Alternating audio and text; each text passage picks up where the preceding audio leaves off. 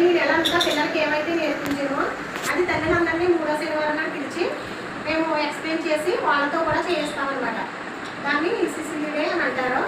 ఈరోజు ప్రోగ్రామ్ ఏంటంటే మీ పిల్లల్ని మీరు గుర్తించడం. అంటే పిల్లల్ని వెనకాల కూర్చోబెడతామని కాల్చాలి. మీరు ఏం చేస్తారంటే మీ పిల్లలు మీరు కాళ్ళతో లాగి ఎత్తుకోవాలన్నమాట. అది ఈరోజు కార్యక్రమం. మీరందరూ కూడా